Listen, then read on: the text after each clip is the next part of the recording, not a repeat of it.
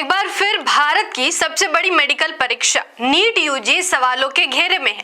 Paper leak का ऐसा network सामने आया है जिसने न सिर्फ परीक्षा व्यवस्था को हिला दिया बल्कि पूरे देश के लाखों छात्रों के भविष्य पर सवाल खड़े कर दिए हैं। नासिक से लेकर हरियाणा तक फैला यह नेटवर्क अब सीबीआई की गिरफ्त में है और इस केस का नाम जुड़ रहा है शुभम खैरनार से। कैसे हुआ पेपर लीक, कैसे 10 से 25 लाख तक में पेपर बेचा गया और कब होगा दोबारा नीट यूजी की परीक्षा, आइए आज के इस वीडियो में जानते हैं।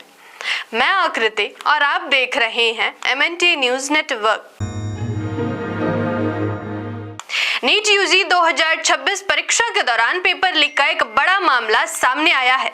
इस मामले में महाराष्ट्र के नासिक से BAMS आयुर्वेदिक मेडिकल छात्र शुभम खैरनार को हिरासत में लिया गया है। सीबीआई की जांच में यह सामने आया है कि यह सिर्फ एक व्यक्ति का मामला नहीं बल्कि पूरे देश में फैला हुआ संगठित नेटवर्क है। जांच एजेंसियों के मुताबिक पेपर लीक की शुरुआत एक गेस्ट पेपर के नाम पर हुई।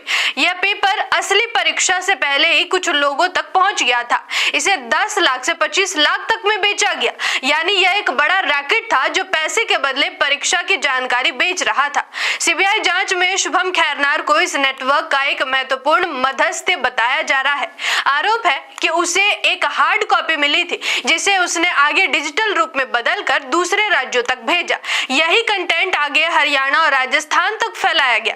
जांच रिपोर्ट्स के अनुसार पेपर सिर्फ एक जगह नहीं रुका, इसे कुरियर, व्हाट्सएप, टेलीग्राम जैसे प्लेटफॉर्म्स के जरिए फैलाया गया, यानी यह पूरा सिस्टम डिजिटल और ऑफलाइन दोनों तरीकों से चल रहा था। जैसे ही मामला बड़ा हुआ, राजस्थान पुलिस से जानकारी मिलने के बाद सीबीआई ने केस अपने हाथ में ले लिया। सीबीआई ने कई राज्यों में छापेमारी की और कम से कम 5 लोगों को गिरफ्तार किया है। नासिक से शुभम खैरनार को भी सीबीआई ने अपनी हिरासत में ले लिया है।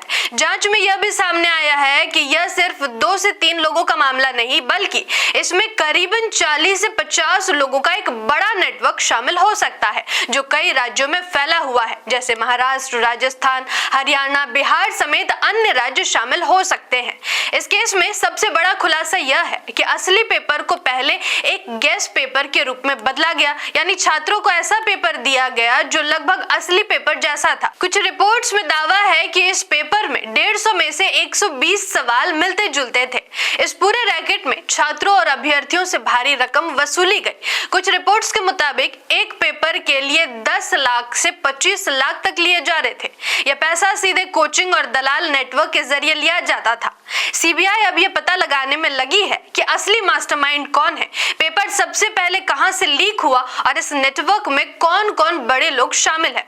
अधिकारियों को शक है कि यह सिर्फ एक छोटा गैंग नहीं बल्कि एक संगठित पेपर माफिया है। इस घटना के बाद लाखों छात्रों की परीक्षा पर सवाल खड़े हो गए हैं। परीक्षा को रद्द कर दिया गया है और नई परीक्षा की तारीख 21 जून 2026 को तय किया गया है।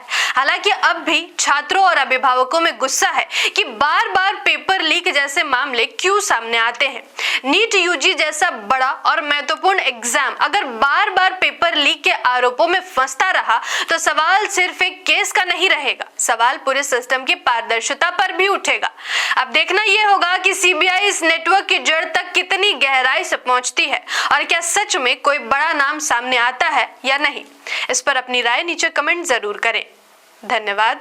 जय संविधान, जय लोकतंत्र, जय भीम, जय मूल निवासी। MNT न्यूज नेटवर्क को सब्सक्राइब करें, लाइक और फॉलो करना ना भूलें। साथ ही बेल आइकॉन दबाकर जन जागृति की मुहिम में जुड़े रहें।